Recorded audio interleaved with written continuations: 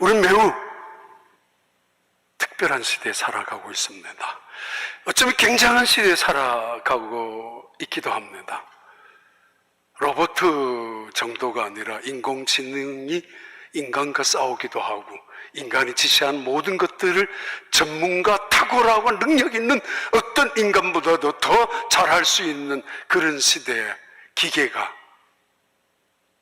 인간과 싸워서 이길 수도 있는 그런 시대에 살아갑니다. 굉장한 시대입니다. 상상도 못하는 시대 속에 최첨단의 과학, 문명, 문화의 혜택을 누리고 살아가고 있습니다. 그런데 무섭습니다.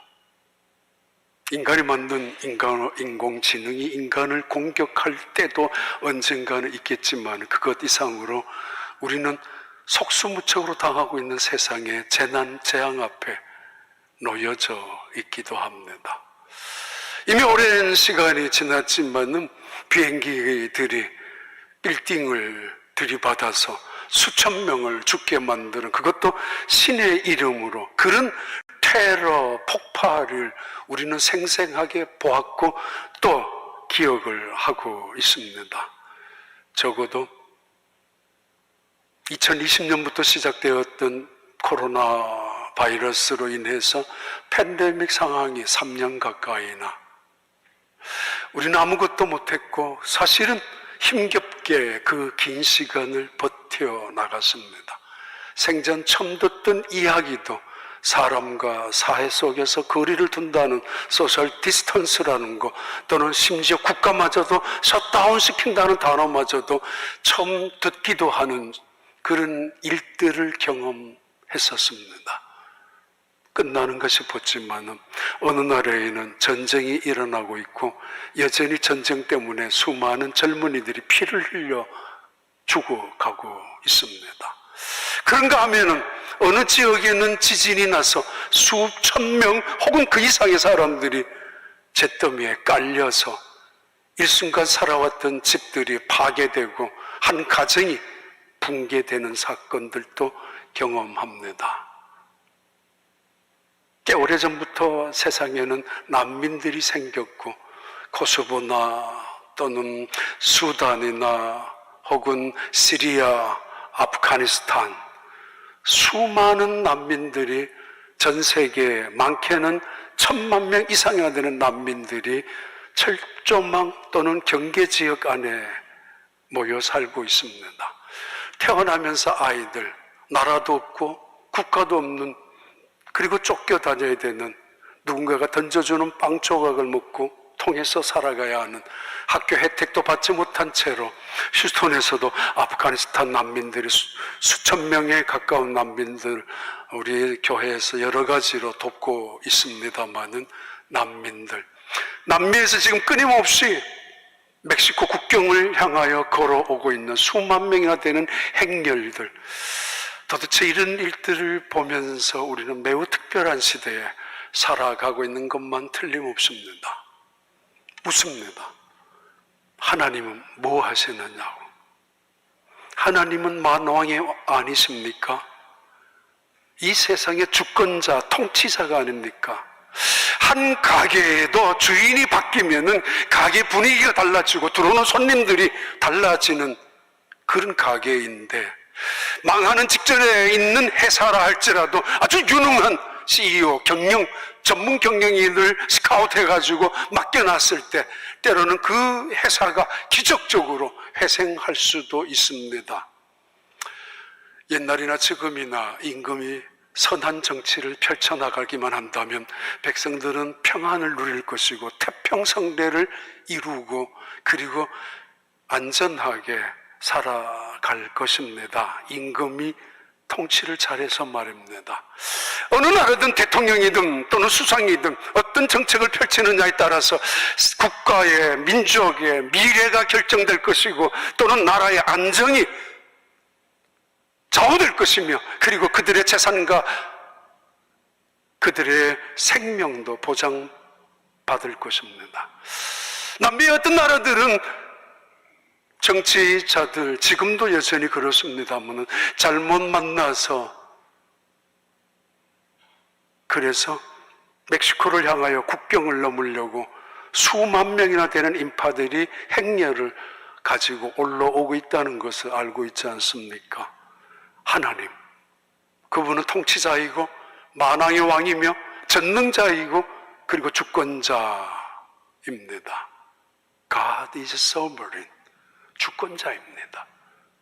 근데 왜 이 세상에 재난을 통하여, 전쟁을 통하여, 지진을 통하여, 때로는 총기 사고를 통하여, 허리케인을 통하여 수많은 사람들이 죽어야 합니까? 그리고도 하나님은 선한 왕이며 그리고도 하나님은 전능자이십니까? Almighty God라면, omnipotence, 그가 하나님이시라면, 엘로힘의 창조주 하나님이시라면 이 세상에 일어나는 테러나 폭탄이나 아니면 일어나는 수많은 재난들, 재앙들을 왜 막아주지 못한단 말입니까? 또 다른 질문도 가능합니다. 하나님은 공평하신 분이잖아요. 공의의 하나님이잖아요. 에미트의 하나님 또는 저스티스의 하나님. 이 세상에도 어떤 독재자도 슬로건은, 모토는 내겁니다. 우리는 정의를 구현하는 사회를, 정의가 구현되고 공평함이 이루어지는 사회를, 그런 국가를 만들 것이라고 그렇게 이야기도 합니다. 모두가 원합니다. 공평한 사회, 정의로운 사회 말입니다. 그런 국가. 근데 하나님은 왜 그렇게 하지 않고 계시는 것처럼 보입니까? 악한 사람은 벌을 받아야 되고 선하게 살아가는 사람은 보상을 받아야 하는데, 성실하게 살아가는 사람들이 이 땅에서 잘 살아가야 하고 성공하고 그리고 인정받아야 하는데, 왜 악한 자들이, 왜 못된 사람들이 그렇게 나쁜 짓을 하면서도 심지어 흥황하게 다른 사람의 목숨을 앗아가면서도 그들은 뻔뻔히 살고 있느냐 말입니다. 아니, 일반적인 이야기로, 그러고도 하나님은 공의의 하나님이라고 우리가 그를 인정할 수가 있단 말입니까?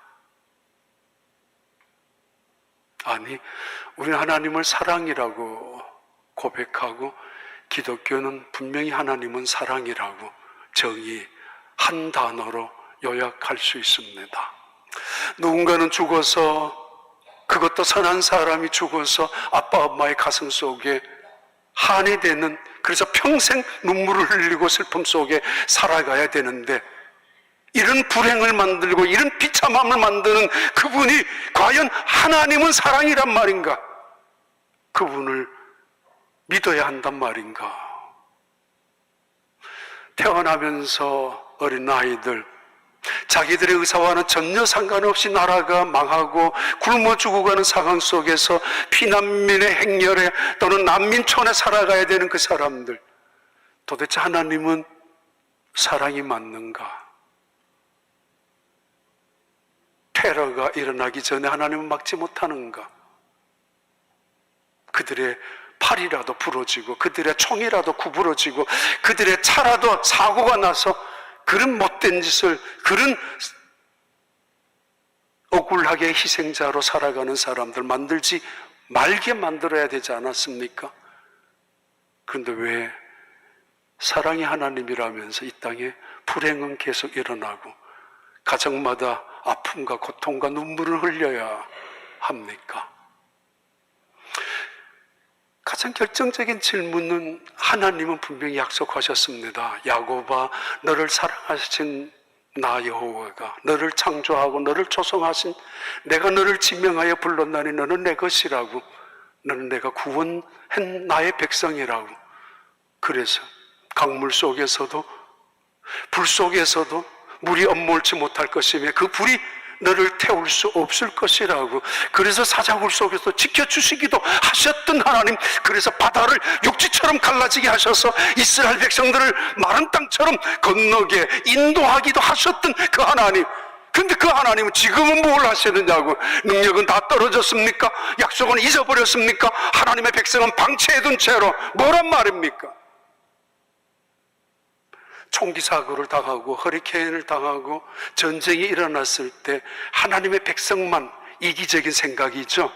그러나 고스란히 하나님의 사람만 살려두었다면, 그래서 봐라, 하나님이 나를 살려주었다고, 하나님이 기도 응답으로 우리를 지켜주셨다라고, 하나님은 여전히 신실하시고 하나님은 살아계신 분이라고 세상을 향하여 그 하나님을 증거할 수 있지 않습니까? 하나님은 여전히 살아계신 분이라고. 그런데 왜 하나님은 어디 계셨습니까? 믿음으로 살아가려고 애쓰는 사람이 고통을 당하고 선하게 살아가는, 기도하며 살아가는 하나님의 백성들이 응답은커녕 오히려 그렇게 비참하게 죽어가는 동안에 하나님은 눈 감고 뭘 하고 계셨고, 아니면 정말 하나님의 능력은 없단 말입니까? 이제는 끝이란 말입니까? 그렇다면 그 하나님을 믿어야 될 이유가 무엇입니까? 이런 질문 같은 것을 지난 한 달, 두 달 가까이 생각해 왔기에 문득 전도서를 오늘 요한복음, 누가복음을 하다가 잠시 말씀을 드리고 싶었습니다. 지난주에 우리 권사님 중에 한 분이 전화가 왔어요. 목사님, 저 집에 좀 데려다 주세요. 그래서 전화 끊고 요양원을 찾아갔는데 안 계셨어요. 그리고 다시 다음에 재활원으로 찾아갔는데 그때도 안 계셨어요. 근데 이제 여기저기 돌아다니면서 느낀 게 있습니다.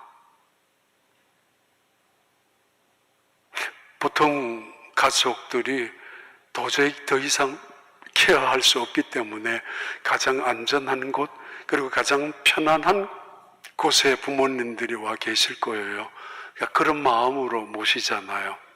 근데 왠지 건물도 새 거고 시설도 굉장히 좋은 시설들로 꽉 차 있었지만은 제가 보기에 그 요양원도 죽음의 그림자가 마치 드리워진 것처럼 보였고, 그 자리에 재활 치료를 하고 애쓰는 그 할아버지나 할머니들의 모습도 보면서 저는 죄송합니다. 이 표현은 좋은 표현은 아닌데 마치 영화의 좀비 같은 한 형상, 그런 느낌을 받았습니다. 그래서 우리 권사님도 나 여기 나가고 싶어요, 집에 가고 싶어요 했는지 모르겠습니다. 죽음의 그림자, 얼룩져 있는 이 세상. 특히 우리는 죽음이라는 단어를 때로는 우리도 모르는 사이에 문화 속에 젖어 있습니다. 배고파서 죽겠다, 아파서 죽겠다, 추워서 죽겠다, 미워 죽겠다, 속상해 죽겠다, 심지어 좋아 죽겠다고까지. 죽음이라는 단어가 슬쩍이 들어와서 우리의 삶의 한 모퉁이를 부여잡고 있는 그런 어두움의 세력들이 있을 수 있습니다. 그래서 교회란 하나님의 생명이 약동하는, 교회란 하나님의 복음의 능력이 나타나는, 그래서 찬양이, 기도가, 말씀이, 헌신도 섬김도 그래야 하는데, 어느 순간 이 생명이라는, 복음이라는 그 생명의 약동치는 역동성이 약해지지 않았을까라는 마음이 든 적이 있었습니다. 때로는 오해하지 마세요. 어떤 사람들은, 어떤 어두움의 세력들은 죽음을 부추깁니다. 자기는 안 죽으면서 다른 사람들을 충동질합니다. 심지어 그 남의 죽음을 찬양하고 찬미까지 합니다. 죽음을 이용하고 죽음을 선동하고, 그리고 나중에는 그 죽음을 앞세워서 사태를 역전시키고, 때로는 자기들의 그 어떤 목표를 이루기 위하여 죽음을 앞세워서 시위까지 합니다. 죽음의 문화, 죽음의 세력들이 배후에, 어두움의 세력을 배후에서 조종하고, 그래서 사회 전체 환경을 침울하게 어두움의 세력으로 짓밟게 만드는 그런 사회로 조장할 수도 있습니다. 물론 한 사람의 죽음은 숭고한 법이고, 누군가의 죽음인들 어찌 소중하지 않는 죽음이 어디에 있겠습니까마는, 적당한 어두움의 세력들은 그 죽음을 왜곡하고 부추기고, 다시 말합니다, 그 죽음을 찬미하게 해서 세상을 어두움 속에, 침울함 속에, 슬픔 속에, 고통 속에 얽어맨 채로 배후에서는 그 세상을, 그 사회를 조정하려고 하기도 합니다. 하나님은 생명의 근원이며 복음은 바로 영생 생명의 능력의 역사가 나타나는 것이 복음입니다. 우리 교회도 어두움의 그늘이 드리워진 곳이 아니라, 그래서 찬송 하나를 하더라도 생명 속에서 기쁨과 감사함으로 하나님의 그 생명을 찬양하는, 아니 부활의 능력과 영광이 드러나는 그런 교회가 되기를 바라는 마음으로 이 말씀을 준비했고 또 드리려고 합니다. 봐요. 전도서 3장 1절부터 2절까지의 말씀입니다. 범사의 기한이 있고 천하만사가 다 때가 있나니 날 때가 있고 죽을 때가 있으며 심을 때가 있고 심은 것을 뽑을 때가 있으며. 예, 우리나라에서 경험하는 노인들의 경험, 그 사회적인 문제라고 하면 이상한데, 일본은 20년, 30년 전에 벌써 경험하게 된 한 그런 나라입니다. 전 세계적으로 가장 노인이 많은 나라가 일본인데, 그 사람들 중에 지은 책이 있습니다. 나카무로 유지로라는 사람과 우에노 찌치코라는 사람, 한 사람은 도쿄대학교 교수이고 그 찌치코라는 이 여자 교수는, 그리고 유지로 이분은 메이지대 교수입니다. 60대.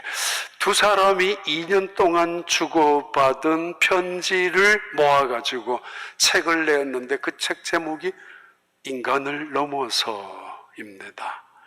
물론 사적인 편지가 아닙니다.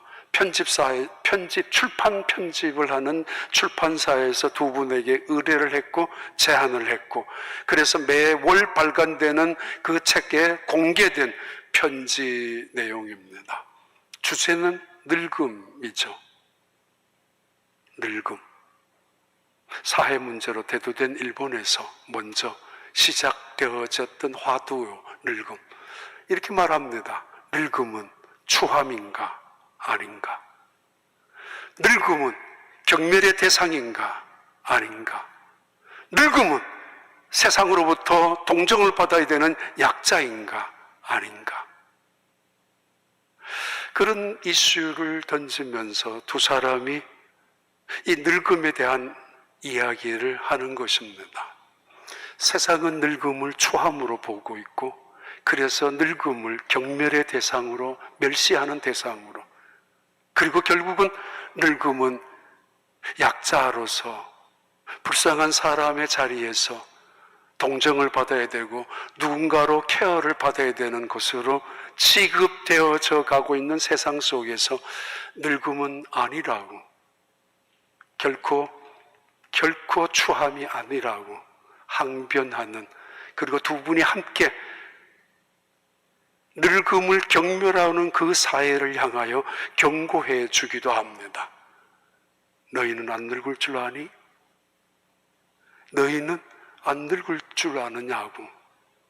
그렇게 그 늙음의 주제를 곧 죽음과 연결시키고, 그 죽음 속에서 그 마지막 그 늙음은 바로 죽음을 의미하고, 근데 이 어느 한순간 죽음이 찾아오는 것이 아니라 늙어가는 순간 이미 죽음은 동반자처럼 그들 곁에 있고, 이것은 무서운 두려운 존재가 아니라 아름다운 친구로서 같이 살아야 된다고, 그런 이야기입니다. 솔로몬, 그는 한 인생을 살펴본 대단한 왕이었습니다.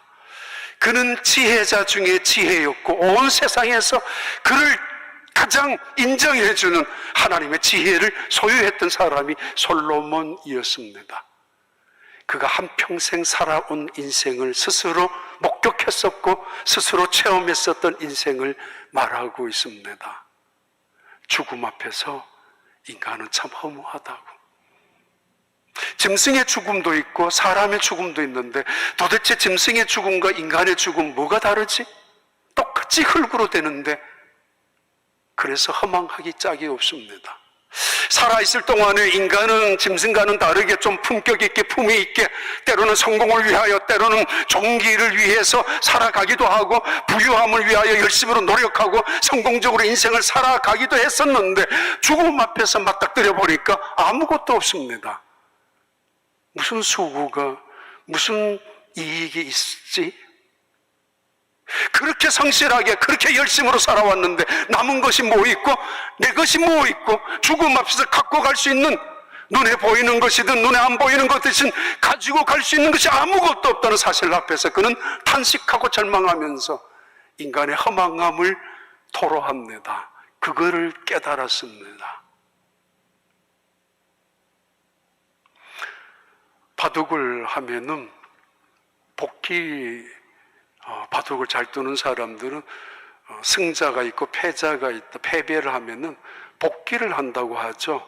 100점, 200점 다시 정확하게 하나하나 끝나고 났는데 진 사람이나 이긴 사람이 다시 복귀를 하는데 복귀하면서 신비롭죠.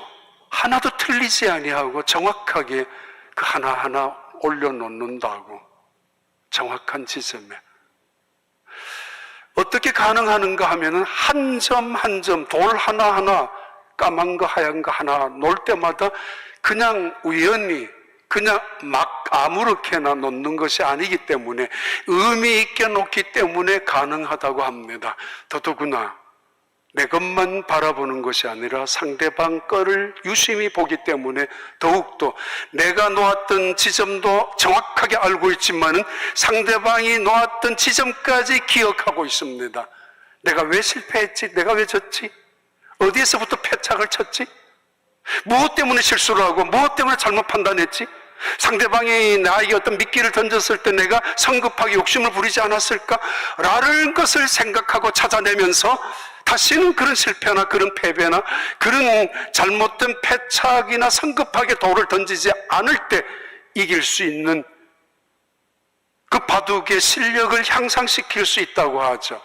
그 중에 하나죠. 상대방을 아는 것입니다. 상대방이 어디에 놓았다라는 것을 기억하는 것입니다. 지혜란 내 중심에서 이루어지는 것이 아닙니다. 지혜란 나에서부터 비롯된 것이 아닙니다. 세상은 온통 내 중심에서, 세상은 온통 나를 통해서 이루어지는 것처럼 생각하지만은 어린 아이들이 그게 무슨 지혜이겠습니까? 가정의 중심은 자기인 줄 알고 착각하지만은 시간이 지나면서 아닌 줄 압니다. 그리고 시간이 지나면서 온 세상은 내 아니면 안 되는 줄 알지만은 내 없어도 온 세상은 그대로 잘 돌아가는 법입니다. 그것을 깨닫는 것이 지혜이고 그 지혜의 시작이 하나님께로부터 온다는 사실을 인정하고 고백하는 것입니다. 다시 말합니다. 천하에 때가 있고 천하 범사에 기한이 있다고. 모든 것은 시간이 있다고. There is a time for everything. There are a season for every activity under the heaven. 세상의 하늘나라 아래에 이루어지는 모든 것들과 이 땅에서 생기는 수많은 일들, 사건, 시간들은 하나님의 것이라고. 그렇게 옛날 사람들 말합니다. 다 때가 있는 법이야. 너무 성급하게, 너무 조급하지 마. 냉수 한 그릇도 입으로 풀어가면서 먹어야 돼. 성급하면 체하는 법이고 욕심 부리면은 망하는 법이라고. 모든 것은 때가 있어. 반드시 내 때에 이루어져야 되고 내 방법으로 이루어져야 된다라고 우기지 말라고. 어리석음도 그만한 어리석음이 없습니다. 교만하기 때문에 우리는 그렇게 생각하지만 하나님은 솔로몬은 세상을 향하여 증언합니다. Time to be born, time to die, time to plant, time to uproot, 또는 weeping and left, kill and healing. 이 세상에 태어남과 죽음의 사건, 이 사건 속에 어떤 사람은 50년, 어떤 사람은 100년이 있는데 그 안에 세울 때도 있고 헐 때도 있고 슬플 때도 있고 기쁠 때도 있고 울 때도 있고 웃을 때도 있고 춤출 때도 있고, 그리고 그 속에서는 찢을 때도 있고 깨맬 때도 있지 않느냐고. 그건 네가 정하는 게 아니야. 하나님이 정하는 것이야. 솔로몬은 적어도 인생을 살면서 이것을 깨달았습니다. 아, 시간은 내가 주인이 아니라, 믿음의 세계란 나의 시간 영역 속에서, 나가 하는 타임 매니저먼트 세계 속에서 하나님이 다스리는 시간의 영역으로, 바로 영생의 세계로 옮겨가는 것을 구원이라고 하고 믿음이라고 하지 않습니까? 타임 테이블 만들어 놓고 타임 스케줄을 정하고 내가 마치 타임 모든 것을 매니저가 될 수 있는 것처럼 착각하지만은, 물론 그래야 합니다. 때가 아끼기 때문에 세월을 아껴야 합니다. 24시간이 있다 할지라도 어떤 사람은 48시간처럼 사용하는 사람도 있고, 지혜롭게 어떤 사람은 24시간을 1시간도 사용하지 못한 채 죽어가는 사람도 있기 때문입니다. 여기서 분명한 것은 시간의 주인은 너가 아니야, 하나님이라. 그래서 겸손해야지. 그래서 준비하며 살아가야지. 그래서 감사하고 살아가는 것이야. 이렇게 말씀하죠. 호세아서 6장 1절부터 2절까지의 말씀입니다. 오라, 우리가 여호와께로 돌아가자. 여호와께서 우리를 찢으셨으나 도로 낮게 하실 것이요, 우리를 치셨으나 싸매어 주실 것임이라. 여호와께서 이틀 후에 우리를 살리시며 셋째 날에 우리를 일으키시리니 우리가 그의 앞에서 살리라. 예, 하나님의 시간, 하나님의 때, 그것은 하나님의 주권에 속한다고 그랬죠. 근데 하나님은 때로는 헐기도 하시지만, 때로는 세우기도 하시고 치기도 하시지만은, 어느 때는 다시 우리를 힐링하시기도 하십니다. 호세아 선지자가 이스라엘 백성들을 향하여 들려주는 말씀입니다. He has torn us to pieces. 하나님은 우리를 찢으셨다고. 그러나 He will heal us. 그는 다시 우리를 치료할 것이고 회복시킬 것이라고. 하나님께서 He has injured us. 우리를 때렸지만은, 채찍질 하셨지만은, 상처를 주셨지만은, 훈련의 의미로, 믿음의 의미로, 하나님의 교훈의 메시지로 우리에게 정신을 차리도록 때리셨지만은, He will bind us our wound. 우리의 상처를 싸매시는 분 아니냐고. 그러면서 계속하죠. 이틀 후에 After 2 days he revives us. 이틀만 지나면 하나님의 정하신 시간, 하나님이 계획하신 타임, 그 스케줄에 따라서 이틀 후에 그는 우리를 리바이브, 다시 역동적인 생명을 갖게 할 것이며, 그리고 우리는 on the third day, 셋째 날에 그 앞에서 리스토어, 회복될 것이라고, 다시 살게 될 것이라고, before God 또는 before God's presence, 하나님의 임재 앞에서 말입니다. 하나님의 시간이 있어요. 때리는 시간도 있지만은 우리를 회복시키는 시간도 하나님의 것이라는 말입니다. 너무 욕심부려서 성급하게, 아니 너무 조급해서 교만하게 이거는 내 시간이 아니냐라고 움켜잡을 수는 없습니다. 이 세상에는 모든 것은 시와 때가 있다고 자포자기하라는 이야기가 아니에요. 아무렇게나 살아도 된다는 이야기는 더더구나 아닙니다. 그러기에 그 시간마다 소중한 의미가 있다는 것이고, 그때마다 하나님의 목적이 있다라는 의미입니다.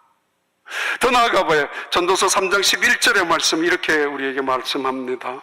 하나님이 모든 것을 지으시되 때를 따라 아름답게 하셨고, 또 사람들에게는 영혼을 사모하는 마음을 주셨느니라. 그러나 하나님이 하시는 일의 시종을 사람으로 측량할 수 없게 하셨도다. 하나님의 시간과 하나님의 때가 하나님이 정하신 주권이라고 했습니다. 그런데 하나님은 이 하나님의 시간마다, 하나님의 때마다 하나님은 가장 아름다운 것으로 그 시간과 그 때를 선하게, 적합하게, 꼭 필요하게 만들어 가시는 분이 하나님이라는 것입니다. 그분을 선하신 분, 그분의 이 일을 섭리라고 합니다. 우리는 왜 이 시간이 나에게, 왜 이 시간이 지금이냐고 묻지만은, 하나님은 더 베스트 중에 베스트를 우리에게 주시고 가장 적합한 것으로 우리에게 함께 하신다는 의미입니다. 어린아이는 어린아이 때 가장 아름다웠다는 것이고, 소년 시절의 미운 몸 몇 살, 아니 청년은 청년 시절이 그저 가장 아름다운, 가장 적합한 시기였고, 노년은 노년의 때가 가장 아름답고 영광스럽고 존귀한 순간이라는 의미입니다. 봄은 봄대로 아름답고, 여름은 여름대로 견딜만하고 필요하고, 가을은 가을대로 정말 너무도 우리에게 행복을 주는 순간이고, 겨울은 없어서는 안 되는 소중한 시간이라는 것입니다. 어리석은 사람은 봄은 봄대로 불평하고, 여름은 여름대로 귀찮고 짜증나고, 가을은 가을대로 빨리 떠나고 싶은 사람들, 언제나 하나님을 향하여 하나님 나에게 왜 Why me? 원망하죠.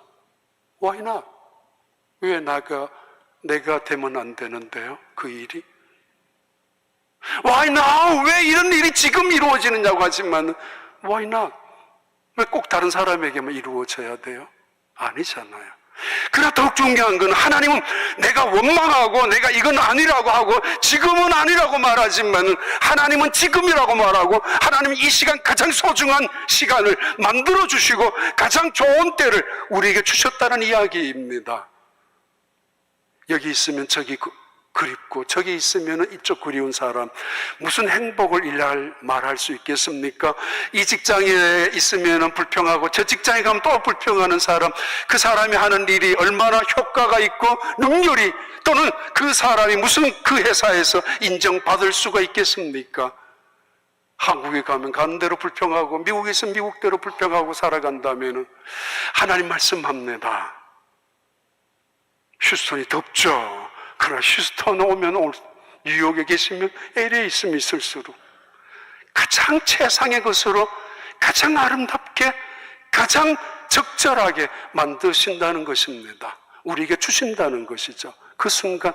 그래서 하나님께서 우리에게 주신 최고의 선물은 오늘이고, 하나님이 우리에게 주신 최고의 은사는 내일에 대한 소망과 희망을 의미하는 것입니다. 카네기, 그가 젊었을 때 세일즈맨으로 일하다가 어느 가정집에, 노인이 살고 계시는 가정집에 벽에 붙어 있는 그림 한 장을 보고 저거 내달라고, 그래서 그림 한 장을 평생 자기 사무실에 걸어두었다는 일하는 유명한 이야기 아닙니까? 모래톱 위에 쓰러져 있는, 방치된 채로 버려져 있는 배 하나. 사람들은 말합니다. 끝이라고, 아무 쓸모없다고. 사람들은 비판까지 합니다. 이때까지 살아온 게 이 모양밖에 안 되느냐고. 조롱까지 합니다. 당신의 인생이 이런 인생이라고, 끝이라고 절망합니다. 심지어 죽음을 부추기기도 합니다. 아무것도 할 수 없다고. 그런데 그때마다 카네기는 속으로 외쳤다고 합니다. 아니야, 밀물은 반드시 오고 말 것이라고. 회사가 힘들고 강철해서 어려운 일이 산더미처럼 밀려있다 할지라도 밀물은 반드시 다시 올 거라고. 그래요. 인생은 언제나 흘러가는 법입니다.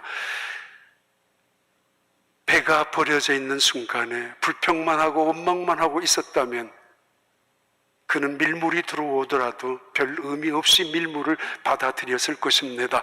그는 말합니다. 가장 아름다운 순간이, 배 한 척이 모래사장 위에서 희망을 갖고 밀물을 기다리는 그 순간이 아름다운 순간이 아니냐고. 오히려 고통스러운 순간, 오히려 절망의 순간이 우리가 하나님을 바라봐야 되는 축복의 시간.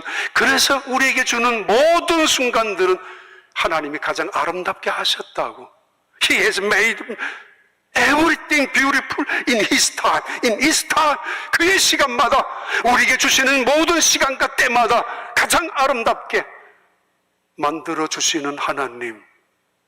솔로몬은 자칫 절망할 수 있는 백성들에게 아무런 의미 없이 죽음만을 기다리고 영원한 내세만을 기다리고 그냥 살아가는 수도 있는 그들을 향하여 던져주시는 말씀입니다. 하나님은 매 순간 매 순간을 가장 아름답게 하신다고. 프랑스 속담이라고 그러죠. 나이에 걸맞게 그 아름다움은 남아있다고. 10살 때 아름다움, 30살 때 아름다움, 100세의 아름다움은 다른 것이라고, 따로따로 있다고, 추함이 아니라고. 그 유명한 모리와 함께 화요일을 보냈던 미치 앨범이라는 방송 작가이며 칼럼니스트이고 그리고 라디오 진행자이기도 했던 이 대단한 인기 작가였던 이 사람이 어느 날 소문을 들었습니다. 자기 스승이었던 이 모리 슈워츠라는 교수님이 루게릭병에 걸려서 이제 얼마 살지 못한다는 이야기를 듣고 나서 시카고에 그 집으로 찾아갑니다. 그리고 매주 화요일마다 14번 4개월 가까이 그 교수와 더불어서 인터뷰도 대담도, 강의 제목은 죽음이었고 이별이라는 것이 강의 제목이었는데 그 내용을 때로는 구술로 받아 적고 때로는 녹음도 하고 때로는 질문도 하고 때로는 그분의 질문을 대답도 하고 그러면서 모아놓은 책이 모리와 함께한 화요일입니다. 죽음과 이별. 신비로운 거 있죠. 그 교수님이 나를 교수라 부르지 말라고, 이제는 코치로 불러달라고, 당신의 인생에 남은 내가 코치하고 싶다고. 코칭 그 리더십을, 그 코스웍을 배우는 그 시간이었습니다. 마지막 자기의 장례를 미리 준비했죠. 살아있을 때 가족들을 부르고 친구들을 부르고 자기의 죽음 앞에서 미리 죽고 난 다음 무슨 소용이 있어요? 죽음 앞에서 자기가 살아있을 때 장례 예식을 연습처럼 리허설 했었던 그런 내용, 그 책입니다. 미치 앨범이라는 그 사람이 그분이 그 책을 쓰고 난 다음 다른 것을 또 하나 썼는데 For One More Day 라는 책을 썼습니다. 하루만 더 달라고. 그 책의 시작은 이렇습니다. 칙이라는 아주 훌륭한 야구 선수가 있었지만은 어쩌다가 야구 메이저리그까지 올라갔던 선수였지만은 그냥 가족 잃고 이래저래 폐인이 되면서 인생을 살아가다가 자살을 하려고 시도를 했습니다. 그렇게 시작해요. 자살을 하려고. 왜 자살하려고 했는지 묻지 말라고, 어떻게 다시 살아났는지도 묻지 말라고. 그러면서 시작하는 그분은 나중에 이런 고백을 하죠. 나에게 하루만 더 시간이 주어진다면 어제처럼 살지 않을 것이라고. 하루만 더 준다면 진실하게, 겸손하게, 소중하게 1분 1초를 아름답게 살 수 있었을 텐데. 예, 솔로몬은 지금 죽음 앞에서 이스라엘 백성들을 향하여 선언하고 있습니다. 하박국 2장 3절과 4절은 하박국도 마찬가지로 고백하고 있는 선언입니다. 이 묵시는 정한 때가 있나니 그 종말이 속히 이르겠고 결코 거짓되지 아니하리라. 비록 더딜지라도 기다리라. 지태주지 않고 반드시 응하리라. 보라, 그의 마음은 교만하며 그 속에서 정직하지 못하나 의인은 그의 믿음으로 말미암아 살리라. 여전히 세상은 수많은 난민들이 억울하게 피해자가 된 채로 철조망 안에 살아가기도 하고, 때로는 지진을 인하여 가족을, 때로는 전쟁으로 인하여, 때로는 팬데믹 상황 때문에 정말 뜻하지 않게 살아가는 가족들을 잃어버리기도 하고, 전쟁으로 인하여 여전히 지금도 고통을 당하고 있는 세상이지만은, 그래서 하나님을 향하여 하박국은 외쳤습니다. 하나님은 공의로우신 분입니까? 하나님은 이 세상을 통치하시는 분 맞습니까? 능력이 있단 말입니까? 하나님의 눈은 의로워서 불의한 자를 보지 못하는 분 아닙니까? 하나님은 선한 분 아닙니까? 하나님은 택한 백성들에게 약속하지 않았습니까?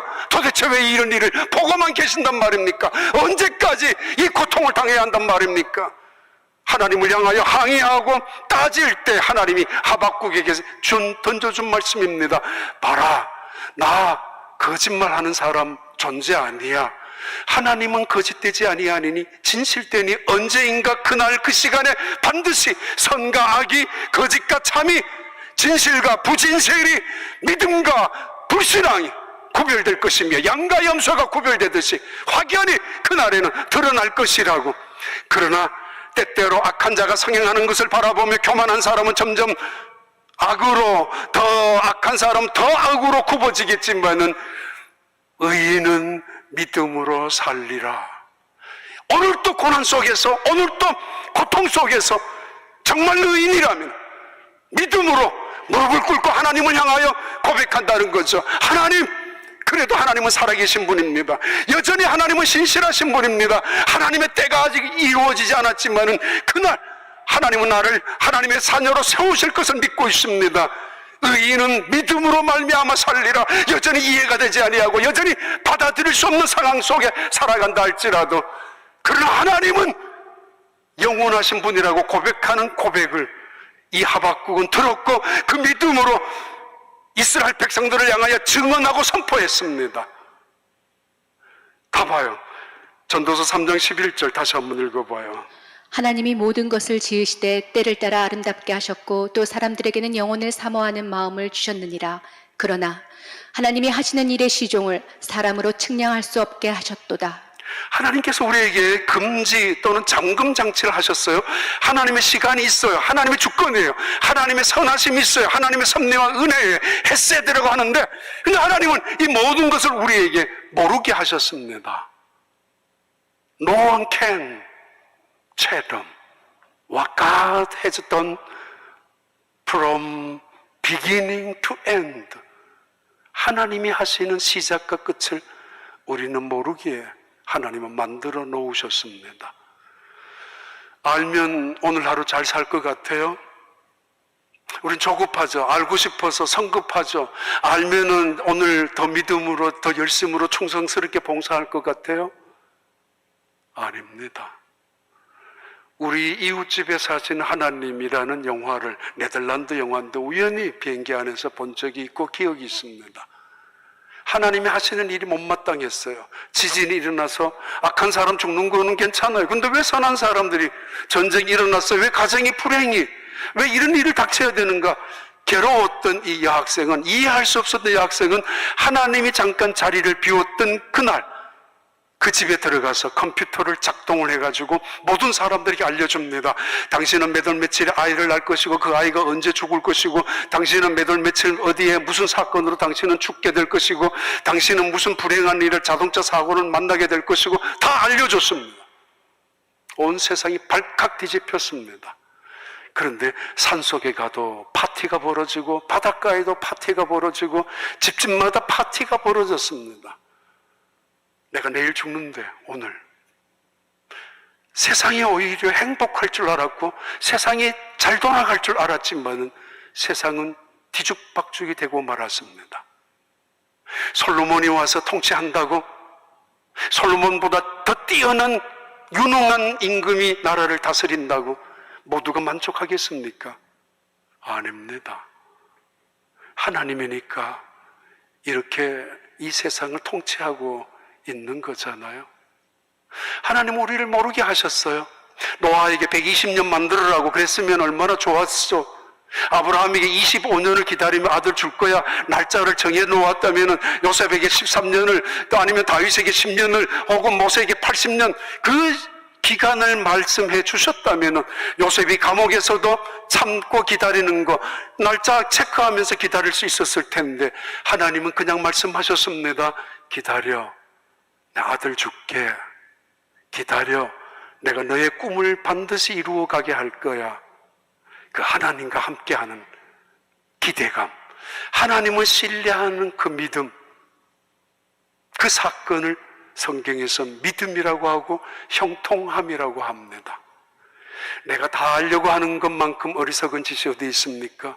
내가 다 알아야 된다고 하는 만큼 무서운 교만 또한 어디에 있습니까? 그래요. 마지막 말씀을 드릴게요. 욥기 38장 1절부터 4절의 말씀 이렇게 말합니다. 그때 여호와께서 폭풍우 가운데에서 욥에게 말씀하여 이르시되 무지한 말로 생각을 어둡게 하는 자가 누구냐? 너는 대장부처럼 허리를 묶고 내가 네게 묻는 것을 대답할지니라. 내가 땅에 기초를 놓을 때 내가 어디 있었느냐? 내가 깨달아 알았거든 말할지니라. 바다와 육지의 경계를 정하신 하나님, 하늘과 땅을 구분하시고 나누셨던 하나님, 이 세상에 바람을 만드시고 세상을 통치하시고 태양을 달을 만드셨던 하나님, 이 세상에 그런 지혜를 갖고 있는, 여전히 이 중력의 법칙을 통하여 지구를 움직이고 계시는 그 하나님, 너의 지혜로 나를 부족한 것을 메꿀 수 있니? 내가 어떻게 설명해야 받아들일 수 있느냐고 모릅니다. 알 수조차 없습니다. 겸손하라는 거죠. 모르는 것이 오히려 우리에게는 큰 믿음으로 살아가는 중요한 통로가 된다는 것입니다. 그래요. 전도서 3장 11절에 한번 다시 보면 이렇게 말씀 계속합니다. 11절에 하나님이 모든 것을 지으시되 때를 따라 아름답게 하셨고 또 사람들에게는 영혼을 사모하는 마음을 주셨느니라.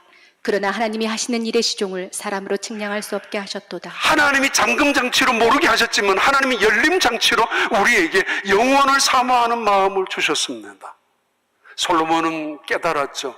짐승이나 사람이 죽은 거 똑같다면 이게 인간은 뭐야? 뭐 그렇게 열심으로 살아가야 될 이유도 없지 않아? 그렇게 가슴 아파하며 탄식했지만은 가만히 보니까 아닙니다. 짐승은 죽어요. 그 혼이 있다면 땅으로 썩어진 한 줌의 흙으로 끝나버렸습니다. 사람은 죽어요. 똑같죠. 아무것도 갖고 갈 수 없죠. 그런데 그 사람은, 그 영혼은 하늘로 올라가게 됩니다. 이걸 깨달았습니다. 그래요. 기억하셔야 합니다. 인간의 영혼은 결코 흙으로 끝나지 않습니다. 어느 순간에 외마디 비명소리처럼 지금은 아니에요. 난 아직은 아닙니다. 나 하루라도 더 살고 싶어요. 그 비명 같은 외마디의 그 소리를 치는 사람도 있을 것입니다. 나는 죽고 싶지 않아요.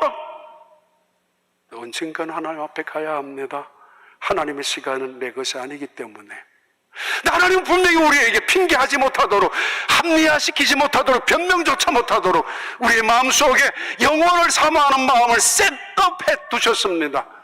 He has also set eternity in our heart. 우리 심장 속에, 우리 인생 속에 영혼을 사모하는 마음을 주셨습니다. 막연하지만은 하나님을 두려워할 줄 알고, 때로는 막연하지만은 하나님을 찾으려고 하는 믿음을 주셨다는 거죠. 그래서 계속하는 말씀입니다. 전도서 3장 20절 22절에 다 흙으로 말미암았으므로 다 흙으로 돌아가나니 다 한 곳으로 가거니와 인생들의 혼은 위로 올라가고 짐승의 혼은 아래 곧 땅으로 내려가는 줄을 누가 알랴. 그러므로 나는 사람이 자기 일에 즐거워하는 것보다 더 나은 것이 없음을 보았나니 이는 그것이 그의 몫이기 때문이라. 그의 뒤에 일어날 일이 무엇인지를 보게 하려고 그를 도로 데리고 올 자가 누구이랴. 죽음을 뛰어넘고 이 땅에 와서 죽음의 이후의 세계가 있다는 사실을 말해 줄 사람이 있느냐? 무덤을 열어젖히고 이 땅에 와가지고 하나님의 세계가, 하나님의 심판이 있다는 사실을 누가 말할 수 있겠니? 근데 나는 너희들에게 이 지혜를 가르쳐 줄 수 있고 가르쳐 주어야 되는 사명을 갖고 있다고. 영원한 세계가 있단 말이야. 그리고 오늘 무의미하게 살아서는 안 돼. 그래서 아무렇게나 살아서는 더더구나 안 된다고. 자에게 주어져 있는 분복대로 기뻐하며, 그리고 하나님이 주신 사명대로 사명을 가지고 감사하며 살아가는 것, 그 선한 행위대로 반드시 하나님은 그 행위에 보상할 것이고 그 행위에 상급을 주실 것이라고. 우리가 열심으로 살아가는 게 무의미한 채로 끝나는 것이 아니라 하나님의 나라를 위하여, 하나님의 선하신 뜻을 위하여 함께 동참하고 하나님의 교회에 복음을 위하여 이 세상에 증거하며 살아가는 일이 결코 헛되지 않다는 사실을 솔로몬은 이스라엘 백성들에게 증언하고 있습니다. 내가 깨달았다고. 오늘 선하게 살아가는 것, 하나님의 뜻을 기뻐하며 살아가는 것, 이것이 영원한 세계에 갔을 때 나의 보상이 될 것이며 상급이 된다는 것까지도 깨달으면서 이 세상을 향하여 증언합니다. 로마서 1장 18절 21절 우리 함께 읽습니다. 하나님의 진노가 불의로 진리를 막는 사람들의 모든 경건하지 않은 것, 불의에 대하여 하늘로부터 나타나나니 이는 하나님을 알만한 것이 그들 속에 보임이라. 하나님께서 이를 그들에게 보이셨느니라. 창세로부터 그의 보이지 아니하는 것들, 곧 그의 영원하신 능력과 신성이 그가 만드신 만물에 분명히 보여 알려졌나니 그러므로 그들이 핑계하지 못할지니라. 하나님을 알되 하나님을 영화롭게도 아니하며 감사하지도 아니하고 오히려 그 생각이 허망하여지며 미련한 마음이 어두워졌나니. 기도하겠습니다. 하나님 아버지, 우리가 하나님을 알게 하시고 믿게 하시고 섬기게 하시고 또 그 하나님 앞에 예배하게 하여 주시는 이 믿음과 은혜를 주셨음을 감사합니다. 여전히 재난과 재앙이 속속 일어나고 때로는 전염병들이, 때로는 어려움과 힘겨운 고통들 위의 삶을 어둡게 억누르고 있지만은, 아니 어쩌면 죽음의 어둠의 세력들이 우리를 얽어매고 있지만은, 그러나 다시 한번 하나님의 생명의 역사, 복음의 능력 속에 살아가는 교회가 되고 온 성도들이 되게 하여 주시옵소서. 모든 시간은 하나님의 것이며 그 시간마다 아름답게 이루어 가신 하나님의 선하심을 믿는 믿음 속에서 주어져 있는 사명을 감당하며 살아가는 우리 성도들 다 되게 하여 주시옵소서. 예수님 이름으로 기도하옵나이다.